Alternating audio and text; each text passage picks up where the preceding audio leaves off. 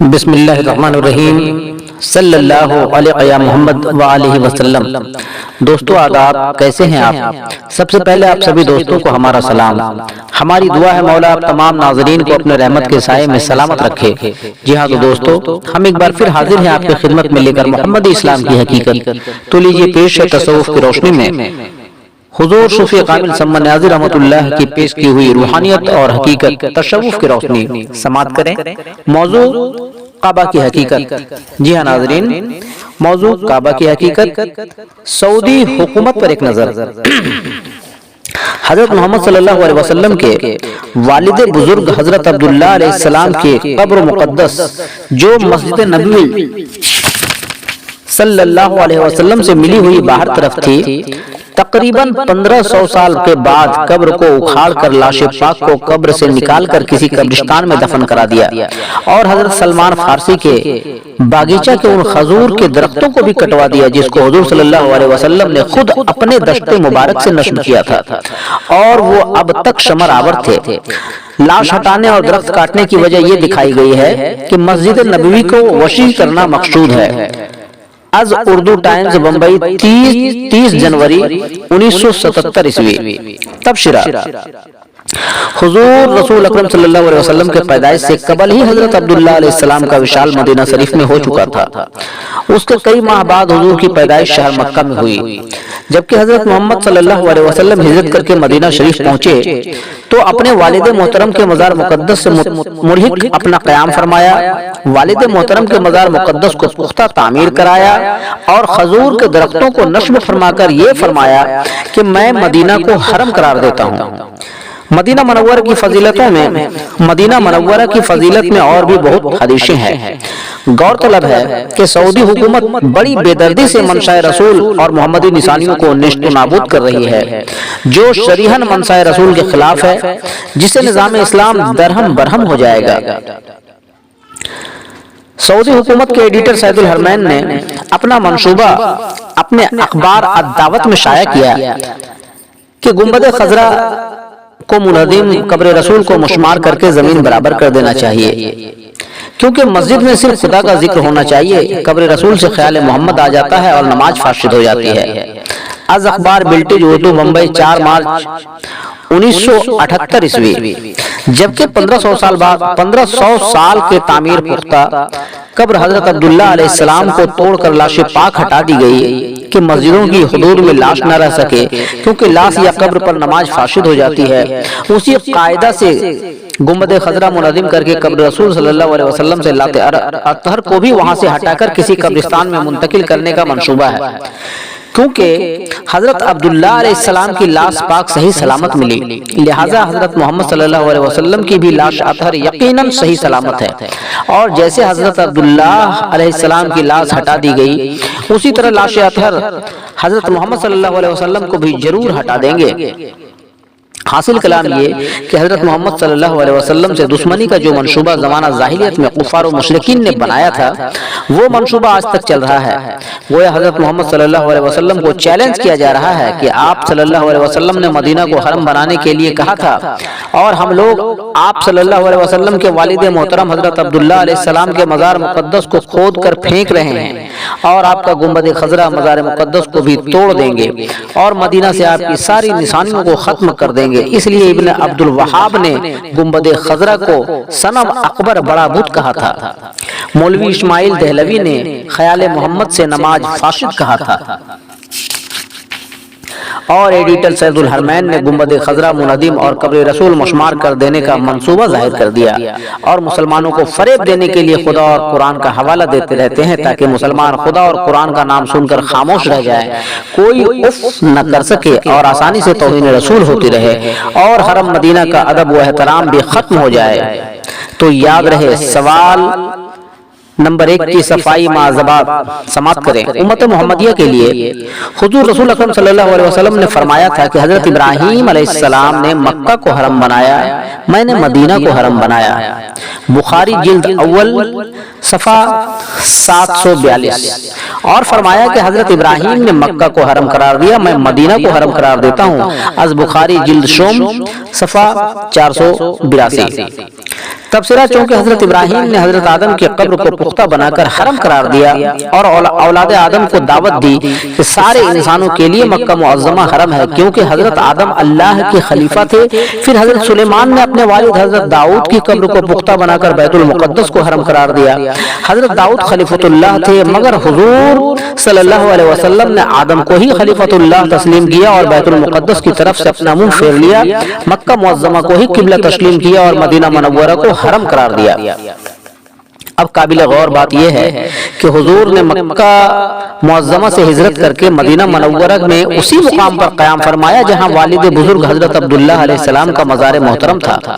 اسی سے ملے ہوئے خجور کے درختوں کو نشر کیے اور اسی مزار کے پہلو میں اپنے مزار مقدس کی وصیت فرمائی۔ وصیت کے مطابق روضہ اطہر اور گنبد خضرا تعمیر کیا گیا، جس کو مسجد نبوی کہا گیا۔ مسجد نبوی کے وصیت کے بعد روضہ عین مسجد میں ہے اور حضرت عبداللہ کا مزار قبر مسجد سے باہر تھا۔ حضور صلی اللہ علیہ وسلم نے اپنے مزار مقدس کی فضیلت میں چند فرمان صادر فرمائے ہیں۔ من حج ولم یزر قبری زفانی، جس نے حج کیا اور میرے قبر کی زیارت نہ کی اس نے مجھ پر ظلم کیا، از حدیث مسلم۔ اور فرمایا من زار قبری وزبلتہ شفاعتی، جس نے میرے قبر کی زیارت کر لی اس کے لیے میری شفاعت واجب ہو گئی، از حدیث مسلم و ترمذی۔ پس حضور رسول اکرم صلی اللہ علیہ وسلم کے فرمان اعظم سے ثابت ہے اسی فضیلت کی وجہ سے مدینہ منورہ کو حرم بنایا گیا، لہذا کسی طرح سے روضہ اطہر گنبد خضرا کو نہیں ہٹانا چاہیے۔ نوٹ، سعودی حکومت نزدی حکومت کا مقصد ہے کہ مدینہ منورہ سے محمدی نشانیوں کو ہٹا دیا جائے، تو حجاج کرام مکہ میں صرف حج کریں گے اور مدینہ میں جانے کی ضرورت نہ ہوگی، نہ فرمان رسول کی تعمیل ہوگی اور نہ مدینہ منورہ حرم مانا جائے گا۔ بس اگر گنبد خضرا قبر رسول کو ہٹا دیا گیا تو صاف ظاہر ہے کہ سعودی حکومت رسول دشمنی کے تحت محمدی نشانیوں کو مٹا رہی ہے، اس لیے پہلے جنت البقیع کے سب مزارات گنبد کو مشمار کرا دیا، پھر حضرت عبداللہ علیہ السلام کے قبر کو اکھاڑ کر اور خجوروں کے درختوں کو کٹوا دیا، اور اب گنبد خضرا اور قبر رسول روضہ اطہر مشمار کرنے کی کوشش کر رہی ہے۔ چنانچہ ساری دنیا کے مسلمانوں کو اپنے عقل سلیم سے غور کرنے کا مقام ہے۔ اگر سعودی حکومت نے واقعی گنبد خضرا منہدم اور قبر رسول ہٹا دیا گیا، کوئی مدینہ شریف نہ جا سکے، تو یاد رکھیے کہ صرف کعبہ کا حج کر لینے سے حج نہیں ہوگا، کیونکہ ایسا ہی حج زمانہ جاہلیت میں کفار و مشرکین بھی کرتے تھے، اور حج کرنے کے بعد خانہ کعبہ میں عیاشی و بدفلی بھی کرتے تھے، جس سے غیر ممالک والے شہر میں یوم حج کو عیاشی و بدفلی کا چکلا کہتے تھے، بلکہ لفظ مکہ کو انگریزی میں انسائکلوپیڈیا ڈکشنری عیاشی کا چکلا ہی لکھا گیا ہے۔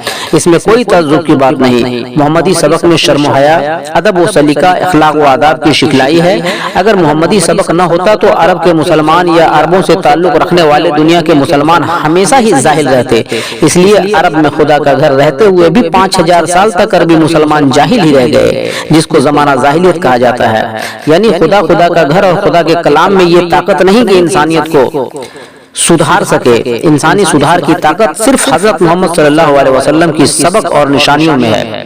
سوال نمبر 2 کی صفائی ماں جواب۔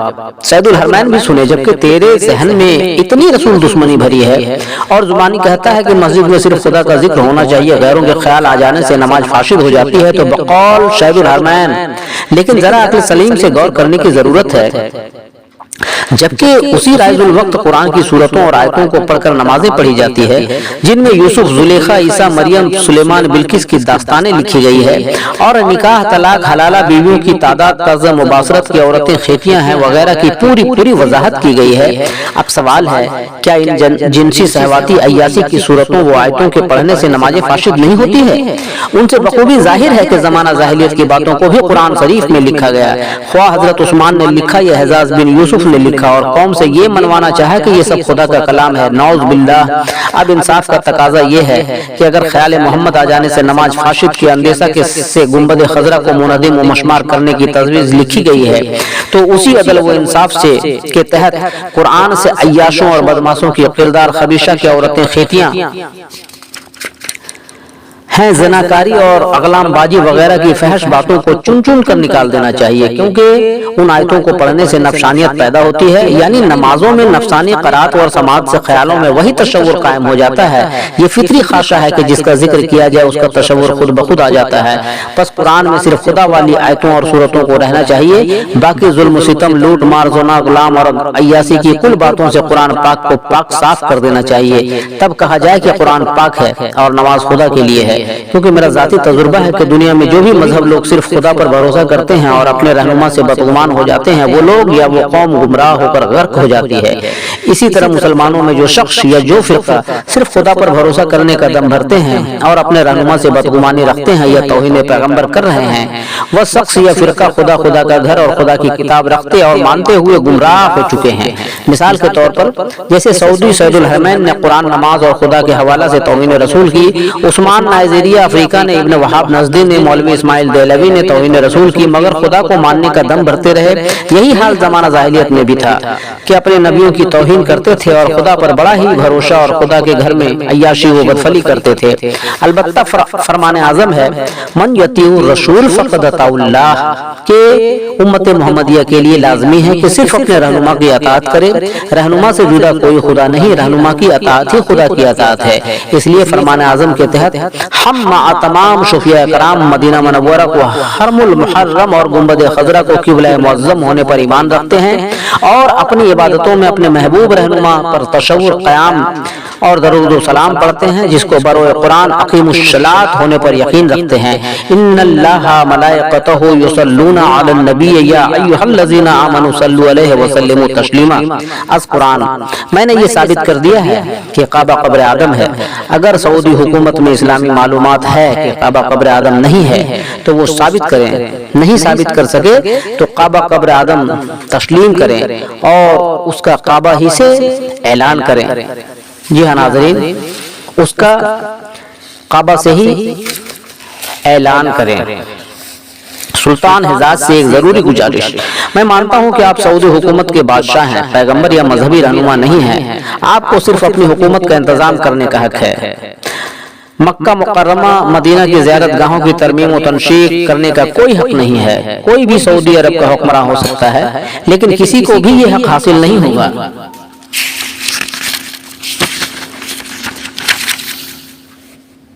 کیونکہ مکہ مدینہ سے عموماً ساری انسانیت خصوصاً مسلمانوں کا روحانی تعلق ہے۔ یہ بادشاہوں کا کھلونا نہیں کہ جو حکمراں چاہے اپنی خواہش اور ناموری کے لیے اس میں ترمیم و تنشیق کرتا رہے۔ شاید سلطان حجاز کو یہ معلوم نہیں کہ کعبہ کی موجودہ تعمیر بطرز زمانہ جاہلیت ہے، جس کو حجاز بن یوسف نے غلط تعمیر کیا۔ بحوالہ ابن کثیر و ابن جریر، حاشیہ نور القلوب صفحہ 29، جس کی تعمیر حضور رسول صلی اللہ علیہ وسلم کے مرضی اور خواہش کے مطابق ہونا چاہیے، جیسا کہ حضرت ابراہیم نے تعمیر کیا تھا، اور حضور رسول اکرم صلی اللہ علیہ وسلم کے مطابق فرمان مدینہ حرم ہے، اور جس نے قبر رسول کی زیارت کر لی اس کے لیے حضور کی شفاعت واجب ہو گئی۔ منظار قبری و زبلتہ شفاعتی، مگر سلطان حجاز حضور کے ان دونوں فرمانوں سے ناواقف ہیں، ورنہ حرم مدینہ کی نشانیوں کو ہرگز مٹانے کا منصوبہ نہ بناتے اور حرم مکہ میں کعبہ کی تعمیری درستی کرتے۔ پس حرم مدینہ کو منظار قبری و زبلتہ شفاعتی کا مرکز بنانا چاہیے اور حرم مکہ کی تعمیری درستی کرنا چاہیے۔ حاصل کلام یہ کہ انسانی فلاح کے یہی دو مقامات آپ کے ملک میں ہیں۔ آپ دونوں حرم کی حفاظت اور زائرین کی خدمت کر سکتے ہیں جو آپ کی اعلیٰ ظرفی ہوگی، مگر کسی حالت میں مکہ مدینہ کی ترمیم تنشیق نہ ہونا چاہیے۔ نوٹ: اگر اپنی صحیح رونت سے آپ مکہ و مدینہ کی محمدی نشانیوں کو مشمار کرنے کی کوشش کریں گے تو یاد رکھیے قدرت کا بھی ایک فیصلہ ہے کہ مکہ اور مدینہ کی حفاظت کے لیے دنیا کے سارے لوگوں کا یہ مطالبہ کر سکتے ہیں کہ مکہ اور مدینہ پر بین الاقوامی انتظام ہونا چاہیے، سعودی ڈکٹیٹرشپ ختم ہونا چاہیے، اور کوئی ایک ایسی طاقت بھی پیدا ہو سکتی ہے جو سعودی شاہی زبردستی کو ختم کر دے گی۔ قدرت کے قانون میں دیر ممکن ہے، اندھیر ناممکن ہے۔ ناظرین کے لیے غور طلب باتیں، جبکہ ظاہر ہے کہ دنیا کے سارے مسلمان مغربی سلاطین خصوصاً شاہ سعود کعبہ شریف جیسے ایک مزار مقدس پر مراسم عرس مبارک کی تمام رسمیں ادا کرتے ہیں اور قرآن پاک کے حوالہ سے دعوت بھی دیتے ہیں کہ ہر صاحب مال مرد عورت کو زندگی میں ایک مرتبہ حج کرنا چاہیے۔ اب سوال یہ پیدا ہوتا ہے جبکہ مکہ معظمہ کے روضہ اقدس پر حج و زیارت کرنے کی دعوت دی جاتی ہے تو پھر مدینہ منورہ کے روضہ اطہر پر کیوں نہیں سعودی حکومت نے پیرا بٹھا دیا؟ اب سوال یہ پیدا ہوتا ہے جبکہ مکہ معظمہ کے روضہ اقدس پر حج و زیارت کرنے کی دعوت دی جاتی ہے تو پھر مدینہ منورہ کے روضہ اطہر پر کیوں سعودی حکومت نے پہرا بٹھا دیا کہ کوئی سجدہ طواف نہ کر سکے؟ سبحان اللہ، کیا عقل و دانش ہے کہ گل کھاتے ہیں اور گلگلہ سے پرہیز۔ میں کہتا ہوں کعبہ شریف میں انسانی حیثیت سے حج و اجتماع ہوتا ہے، مگر امتی اور محمدی حیثیت سے مدینہ شریف میں حج و عمرہ کرنا چاہیے، جبکہ فرمان ہے وَزَدَا شَعَّةَ وَلَمْ يَزَرْنِي فَقَدْ جَفَانِي۔ مدینہ شریف روضہ اطہر پر سعودی حکومت کا پہرا بٹھانا کہ کوئی سجدہ طواف نہ کر سکے، مگر ان پہروں سے ہی ثابت ہوتا ہے کہ روضہ اطہر پر بھی سجدہ طواف کرنے کا دستور تھا، اور امت محمدیہ کے ذہن و عقیدہ میں یہ بات موجود تھی کہ اپنے رہنما کی مزار مقدس پر سجدہ طواف کرنا چاہیے۔ اس لیے بزور طاقت سجدہ طواف کو روکنے کی ضرورت پڑی، کیونکہ روکا اسی کو جاتا ہے جو کچھ ہو رہا ہو۔ اس سے ثابت ہوتا ہے کہ امت محمدیہ کے لیے ضروری ہے کہ اپنے محمدی روضہ اطہر پر سجدہ طواف کریں، جیسے کہ کعبہ شریف اور شہر مکہ کو سب و روز خوبصورت بنانے کی کوشش ہو رہی ہے، اسی طرح گنبد خضرا کو بھی حسین و جمیل بنانا چاہیے، یعنی گنبد خضرا کے گرد حرم بنا کر سجدہ طواف کے لیے کشادہ بنا دینا چاہیے، اور ایک گوشے میں حضور رسول اکرم صلی اللہ علیہ وسلم کی انگشتری مبارک نصب کر دینا چاہیے، تاکہ کعبہ کے حجر اسود کی طرح خضرا کے شنگ رحمت کو چوما جا سکے، اور سالانہ غلاف کعبہ کی طرح سالانہ غلاف خضرا بھی بدلتے رہنا چاہیے، تاکہ رہنما اول الزما حضرت آدم کی طرح پیشوائے آخر الزما حضرت سلم کا فیض ہمیشہ جاری رہے، کیونکہ ساری انسانیت کا قبلہ مکہ معظمہ ہے اور محمدیت کا قبلہ مدینہ منورہ ہے۔ ضروری نوٹ، اہل تحقیق ناظرین کرام کی خدمت میں ہر زاویے سے یہ ثابت ہو چکا ہے کہ کعبہ قبر آدم ہے، تاکہ انسانیت کو یقین محکم ہو کہ کل انسان اولاد آدم ہے اور ایک دوسرے سے قریب تر ہوں، اور حضرت آدم علیہ السلام سے ہر نمونے سے انسانیت مستفیض ہوتے رہے۔ میرا صرف یہی ایک مقصد ہے کہ انسانی برادری کی گتھی سلجھ جائے۔ یہ فلسفہ یکزگتی ہے۔ ہاں، اگر کوئی محقق یہ ثابت کرنے کی کوشش کر رہے ہیں کہ کعبہ قبر آدم نہیں ہے، تو پھر یہ سوال پیدا ہو جائے گا کہ کبھی کوئی ایک حضرت آدم یا ایک منو مہاراج بھی نہیں تھے، اور نہ کبھی کوئی ایک حضرت حوا ستروپا نامی کوئی عورت تھی جن سے دنیا کے کل انسان پیدا ہوئے، بلکہ اسی دور آدمیت کے وحدت کا نام ایک آدم ہے، یعنی جنس نر کا نام آدم اور جنس مادہ کا نام ہوا ہے، یعنی اس دھرتی پر کروڑوں سال سے آدمیت چلی آ رہی ہے۔ حضرت علی کرم اللہ وجہ کے بموجب قول سے دور آدمیت کی مدت تقریباً 72 کروڑ سال سے ہے۔ جیسے حضرت علی کرم اللہ سے کسی نے پوچھا کہ حضرت آدم سے 3000 سال پہلے کون تھا؟ حضرت علی نے جواب دیا آدم تھا۔ سائل نے پوچھا اس سے 3000 سال پہلے کون تھا؟ آپ نے پھر جواب دیا تب بھی آدم تھا۔ سائل نے تیسری مرتبہ پوچھا، پھر وہی جواب پایا، لہذا سائل خاموش ہو کر چلا گیا۔ پھر جب کبھی شائل کو حضرت علی نے دیکھا تو فرمایا تم نے اپنا سوال کا پورا جواب نہیں پایا اور خاموشی اختیار کر لی۔ تب حضرت علی نے یہ واضح کر دیا کہ اگر تو 30,000 مرتبہ اور پوچھتا تب بھی یہی جواب تھا۔ از تاریخ فرشتہ حضرت ابو القاسم۔ حضرت علی کرم اللہ وجہ کے جواب سے گویا 72 کروڑ سال سے دور آدمیت چل رہی ہے۔ دوم علاوہ ازیں حضرت سلطان باہو رحمۃ اللہ نے اپنی کتاب تفسیر اسرار فاتح میں تحریر فرمایا ہے کہ حضور رسول اکرم صلی اللہ علیہ وسلم نے کسی سائل کو جواب فرمایا کہ تمہارے باپ حضرت آدم سے قبل یقے بعد دیگر 1000 آدم ہوئے اور جن کی عمریں 1000 سال کی تھی، اور ان سے قبل ایک کے بعد 15,000 آدم گزرے جن کی عمریں 10,000 سال کی تھی۔ ان اقوال سے ثابت ہوتا ہے کہ اس سرزمین پر حضرت آدم کے کروڑوں سال قبل سے انسان موجود تھے۔ از کتاب عین الفقر صفحہ 150۔ سوم اور حضرت امیر علی چشتی نے تحریر فرمایا ہے کہ لوگوں نے حضرت محمد صلی اللہ علیہ وسلم سے پوچھا کہ آدم سے پہلے کیا تھا؟ حضور نے جواب فرمایا کہ آدم کئی بار پوچھنے پر آپ نے بار بار وہی جواب دیا، اور حضور رسول اکرم صلی اللہ علیہ وسلم نے فرمایا اگر تم لاکھوں سال تک کا سوال کرو گے تو میں وہی جواب دوں گا کہ آدم سے پہلے بھی آدم تھا۔ سرازت المعرفت حضرت امیر علی چشتی رحمۃ اللہ صفحہ 31۔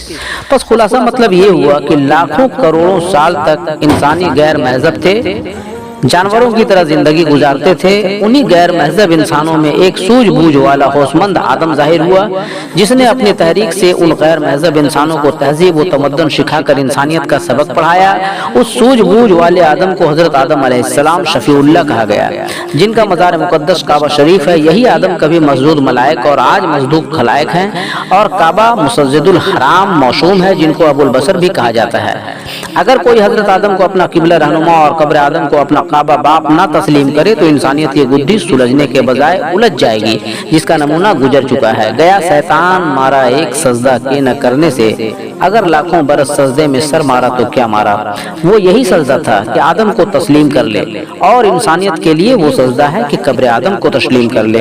इसलिए होशमंद इंसानों को होशियार रहना चाहिए। दूसरा सबक, किसी बुजुर्ग ने फरमाया है कि दुनिया के बुतकदे में पहला वो घर खुदा का, हम उसके पाशबा हैं जो पाशबा हमारा। जी हाँ नाज़रीन, दुनिया के बुतकदे में पहला वो घर खुदा का, हम उसके पाशबा हैं जो पाशबा हमारा। जी हाँ नाज़रीन, इस शेर पर तफसीली गुफ्तगू हम अगले एपिसोड में करेंगे। जी हाँ तो दोस्तों, अब हमें दीजिए इजाजत, हम फिर मिलेंगे आपसे अगले एपिसोड में एक नई रोशनी लेकर। जी हाँ तो दोस्तों, जाते जाते आप सभी दोस्तों से रिक्वेस्ट है, गुजारिश है, आप हमारी इस मोहम्मदी रोशनी को तमाम इंसानियत में ज्यादा से ज्यादा शेयर करें, और ऐसे तमाम वीडियोस को अल्लाह के वास्ते लाइक शेयर सब्सक्राइब करें। जी हाँ तो नाज़रीन, हम फिर मिलते हैं अगले एपिसोड में। तब तक के लिए आप तमाम अजीजों को अल्लाह हाफ़िज़।